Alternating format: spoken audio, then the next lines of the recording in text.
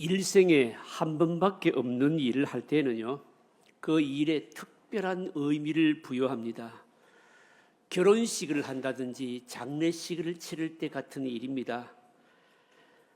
이런 일들은, 한 번밖에 없는 일들은요, 의미를 생각해서 경제적인 어떤 부담, 이런 부분들은 다 그대로 받아들이고 소화를 하지요. 결혼식을 할 때 신랑 신부는 예식장에 조금 터무니없는 예식 비용도 그대로 다 받아들이지 않습니까? 딱 한 번 입는 웨딩 드레스 값이 몇십만 원이고요. 사진 촬영이나 신부 화장 이런 것도 꼭 정한 곳에서 해야 되고요. 그래도 그거 다 수용합니다. 왜 그래 할까요? 결혼식이 너무 중요하거든요. 그래서 나머지 것들은 의미를 별로 안 두고 다 수용하게 되는 겁니다. 특히 신부에게는 일생 동안 한 번 웨딩 드레스를 입고 많은 사람들이 나타나는 것은 한 번밖에 없잖아요. 그러니까 이것은 돈으로 따질 수 있는 것이 여러분 아닌 겁니다.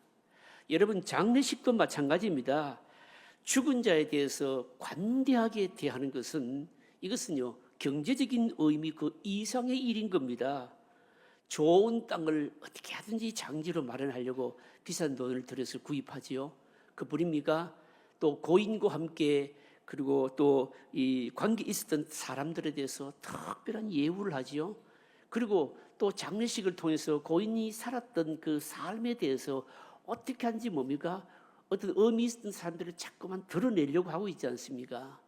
다 이렇게 하는 것은, 장례라고 하는 것은 두 번 있는 일이 아니고 단 한 번 있기 때문에 그렇습니다. 믿음의 조상 아브라함이요, 아내 사라가 죽었는데 사라가 죽고 난 이후에 이 장례를요 대단히 의미 있게 치릅니다. 오늘 이 본문의 첫 번째 대지는 사실은 지난주에 들었던 설교 말씀의 어떤 부속적인 좀 설명인 겁니다. 아브라함이 당시 거주하던 이 가나안 땅의 헷 족속들은요, 사람의 죽음에 대해서 의미를 두질 않았습니다. 그래서 사람의 죽음은 그냥 공동묘지에 묻어버리는 것이었습니다.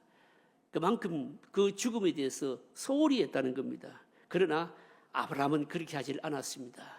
자신의 아내 사라가 죽었을 때 그냥 정성을 다하는 정도가 아니라 뭔가 자기의 믿음을 표현한 행위를 하게 되는데, 우리가 생각하기에는요, 이게 조금 과하다 싶을 그런 정도입니다. 그만큼 아브라함이 사라의 죽음과 장례를 의미 있게 생각했다는 것이고, 특별히 우리가 유념해서 보아야 될 것은 무덤을 만드는데 과대할 정도로 많은 비용을 들여서 이렇게 하는 이유가 뭐냐라고 하는 겁니다. 여기에 다름 아닌 아브라함이 믿음이 있는데 이 믿음을 우리가 보아야 된다라고 하는 겁니다. 아브라함의 믿음의 또 다른 면을 보면서 우리들도 이 땅에 살아가면서 우리의 삶에 이 아브라함 같은 믿음을 가지고 산다면 더 복된 우리의 삶들이 될 것입니다. 이 은혜가 저와 여러분들에게 있으시기를 바랍니다. 첫째로 생각할 것은 하나님의 약속과 죽음입니다. 아브라함이 사라를 장례를 치르는 데는요, 세 가지 정도의 방법이 있었습니다. 하나는 아브라함이 당시 거주하고 있던 이 가나안 족속 헷 사람들의 습관을 따라서 하는 겁니다. 지난주에 우리가 말씀을 들었습니다만 이 에브론이요, 헷 족속이요, 뭐라고 얘기하는가 하면 이 사라의 무덤을 자기들이 묘실에 묻어라 이렇게 말합니다. 여기 묘실이라고 하는 말은 우리말로 오늘날로 말하자면 공동묘지인 겁니다. 그만큼 이 헷 족속은요, 사람의 죽음 장례를 그냥 별 가치 없이 생각했다 이 뜻입니다. 그리고 또 하나의 방법은 아브라함과 사라의 고향인 하란에 묻는 겁니다. 물론 아브라함은 갈대아 우르에서 왔지만 실제로 바로 이들의 생활 근거지는 전부 하란이었습니다. 75세까지 하란에 머무르면서까지 많은 재산을 이루었고요. 그리고 아버지와 함께 거기서 뭡니까? 돈을 모았고요. 거기는 땅도 있고요. 다 있었습니다. 지금 살고 있는 가나안 땅에서는 하나님께서 이 땅을 약속으로 주시겠다고 하셨음에도 불구하고 실제로는 아직까지 사라를 장례할 이 매장지도 없을 정도로 땅 한 평도 없었습니다. 그렇지만 어떻습니까? 아브라함이요, 하란에 가서 장례를 치를 수 있었지만 사라의 장례를 하란으로 가지를 않았던 겁니다. 그 이유가 뭘까요? 그 이유는 다름 아닌 바로 이 가나안 땅은 하나님께서 약속으로 주시겠다고 하신 땅이었기 때문인 겁니다. 아브라함이 늙기까지 가나안 땅에 살고 있는 것도 사실은 이 약속 때문 아닙니까? 만약에 하나님이 약속대로 가나안 땅의 일부라도 주셨더라면 모든 것은 쉽게 끝났을 것입니다. 그런데 아직 약속이 성취되지 않은 상태에서 사라가 죽어버린 겁니다. 여러분, 이와 같은 상태에서 형편에서 사라의 죽음이 아브라함에게 어떻게 다가왔겠는가라고 하는 겁니다. 가나안 땅을 약속으로 주시겠다고 했는데 약속의 땅은 주시질 않았고, 그리고 사라는 죽어버렸고, 여러분 이제 얼마 있지 않으면요 아브라함 자기도 죽을 거 아닙니까? 그렇다면 사라도 죽고 아브라함도 죽어버리면 그러면 이들에게 주신 하나님의 약속은 그럼 어떻게 되는 것입니까? 하나님께서 주신 이 약속은 끝이 나버리는 겁니까? 그리고 또 아브라함과 사라가요 또 이 약속을 어떻게 해야 됩니까? 그러면 다른 사람들이 계속 믿고 나가야 되는 겁니까? 바로 이 문제가 남게 된 겁니다. 아브라함이 생각한 것이 여러분 뭘까요? 하나님은 내가 죽어도 사라가 죽어도 하나님의 약속은 반드시 지키신다는 겁니다. 아내가 죽고 비록 아브라함 자신도 곧 죽겠지만 어떤 형태로든지 간에 하나님의 약속은 반드시 성취된다. 이게 뭘까요? 아브라함의 믿음이었다는 거죠. 그러면 여러분 하나님의 약속과 믿음은 어떻게 생각해야 될까요?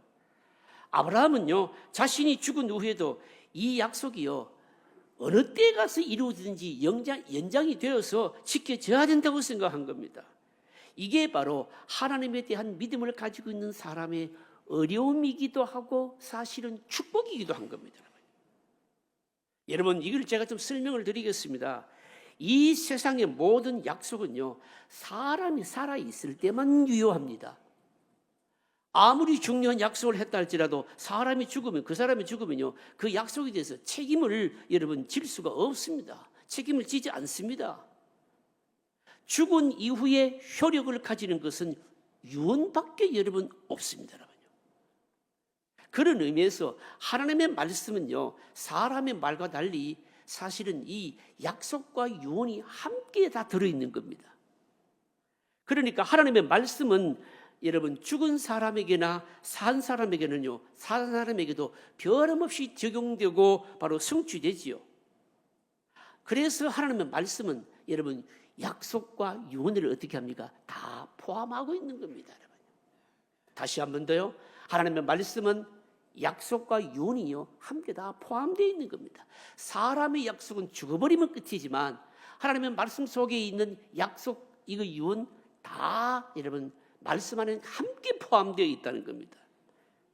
약속은 산 사람에게만 영향을 줍니다. 유언은 죽은 이후에 영향이 나타납니다. 그러나 하나님의 약속은요 사람이 죽었을 때나 살았을 때나 아무런 차별 없이 하나님의 때에 성취된다는 거죠.